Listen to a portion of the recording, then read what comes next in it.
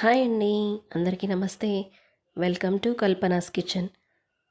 ఈరోజు మనం ఒక మంచి రెసిపీ చూద్దాము. బయట వర్షాలు, చలి ఎక్కువగా ఉంది కాబట్టి ఇలాంటి క్లైమేట్‌కి ఈ కర్రీ చాలా బావుంటుందనమాట.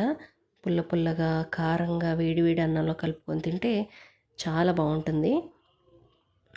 అయితే ఈ రెసిపీకి మనం ముందుగా ఒక కట్ట వరకు గోంగూర తీసుకోవాలి. అలాగే ఒక 5, 6 గుడ్లని ఉడకబెట్టేసుకొని రెడీగా పెట్టుకోవాలన్నమాట. గోంగూరని చిన్న ఆకులుగా కట్ చేసేసుకొని శుభ్రంగా 2, 3 సార్లు కడిగేసుకొని పెట్టుకోవాలి. తర్వాత ఒక బాండ్లీలో ఆయిల్ వేసేసి ఈ గోంగూర మొత్తాన్ని వేసేసుకోవాలి. గోంగూర కాస్త పుల్లగా ఉంటుంది కాబట్టి కారం అనేది ఎక్కువగానే పడుతుంది.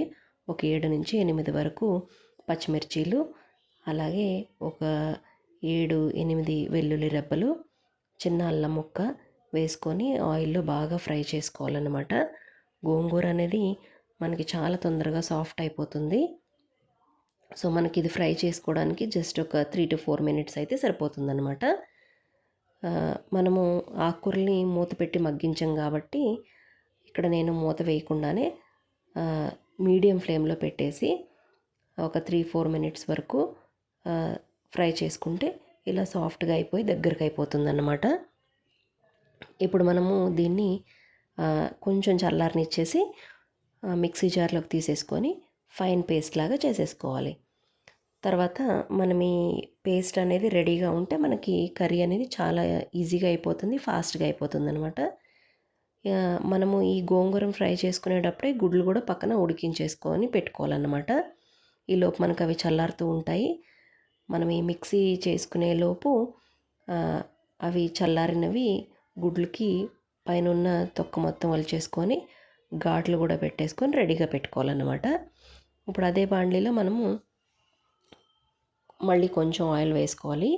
అయితే ఈ కర్రీకి కొంచెం ఆయిల్ అనేది ఎక్కువే పడుతుంది. సో ఇక్కడ నేను ఒక దాదాపు 3 టేబుల్ స్పూన్స్ వరకు ఆయిల్ వేశాను. తర్వాత హోల్ గరం మసాలా వేసుకోవాలి. లవంగాలు, ఇలాచి, అలాగే చిన్న దాల్చిన చెక్క, తర్వాత కొంచెం జీలకర్ర కూడా వేసుకొని మనకి మంచి స్మెల్ వచ్చే వరకు ఫ్రై చేసుకోవాలన్నమాట. అలాగే ఒక పెద్ద సైజు ఉల్లిపాయని చిన్న ముక్కలుగా కట్ చేసేసుకొని ఆయిల్లో వేసేసుకోవాలి. మనకి ఆనియన్స్ అనేవి తొందరగా ఫ్రై అవ్వడానికి సాల్ట్, అలాగే కొంచెం పసుపు కూడా యాడ్ చేసుకోవాలి.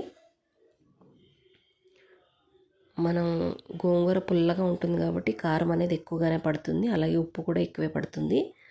సో కారం కూడా కాస్త ఎక్కువగానే వేసుకోవాలి. తర్వాత ఒక 1/2 స్పూన్ వరకు జీరా పౌడర్, తర్వాత ఇంకొక స్పూన్ వరకు ధనియా పౌడర్ కూడా వేసుకోవాలి. ఈ మసాలాలన్నీ మనకి ఆయిల్లో బాగా ఫ్రై అవ్వాలన్నమాట. తర్వాత ఇలా మనకి మసాలాలన్నీ కొంచెం ఫ్రై అయిపోయిన తర్వాత ఒక రెమ్మ కరివేపాకు కూడా వేసుకోవాలి.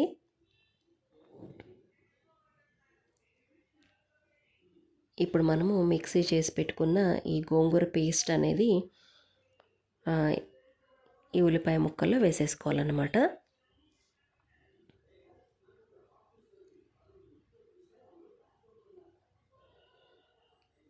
ఈ గోంగూర పేస్ట్ కూడా మనకి ఆనియన్స్తో పాటు కొంచెం ఫ్రై అవ్వాలి. ఇది ఆల్రెడీ ఫ్రై అయిందే కాబట్టి ఎక్కువ టైం ఏం పట్టదు.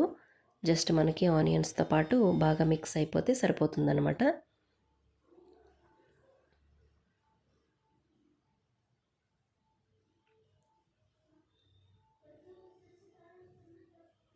మనం ఇలాగా గోంగూరను కూడా ఆనియన్స్తో పాటు కొంచెం ఫ్రై చేసేసుకున్న తర్వాత మనం ఆల్రెడీ ఉడికించి పెట్టుకున్న ఎగ్స్ ఉన్నాయి కదా, వాటిని కూడా కర్రీలో వేసేసుకోవాలి.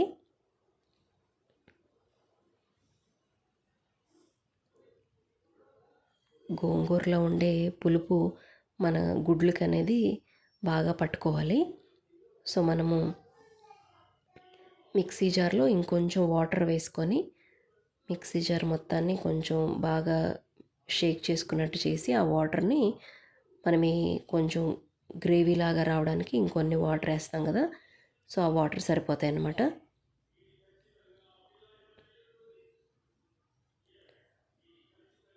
కొంచెం డ్రైగా కావాలి అనుకునే వాళ్ళు వాటర్ వేయకుండా ఇలాగే తినేయచ్చు అన్నమాట.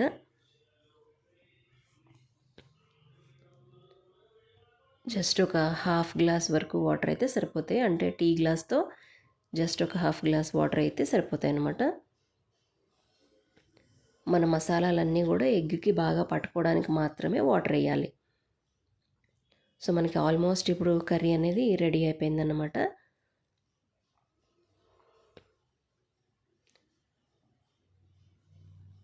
మనకి జస్ట్ ఎగ్కి కొంచెం ఉప్పు కారాల పులుపు పట్టుకుంటే సరిపోతుంది. ఈ స్టైల్లో కనుక మనం ఎగ్ అలాగే గోంగూర వేసుకొని చేసుకుంటే చపాతీలోకి కానీ పరోటాలకు కానీ అలాగే మన జీరా రైస్ కానీ నార్మల్ రైస్లో కానీ చపాతీల్లో కానీ చాలా బాగుంటుంది ఈ కర్రీ. ఇప్పుడు లాస్ట్లో మనం కొంచెం సాల్ట్ అనేది చెక్ చేసుకొని అడ్జస్ట్ చేసుకోవాలి. అంతే అండి, ఈజీగా ఈ కర్రీ రెడీ అయిపోతుంది. మంచి గ్రేవీ వస్తుంది దీనికి. ఆనియన్స్ టొమాటోస్ ఎక్కువ పట్టవన్నమాట. చాలా తొందరగా కూడా అయిపోతుంది. నచ్చితే కనుక తప్పకుండా లైక్ చేయండి, మీరు ట్రై చేయండి.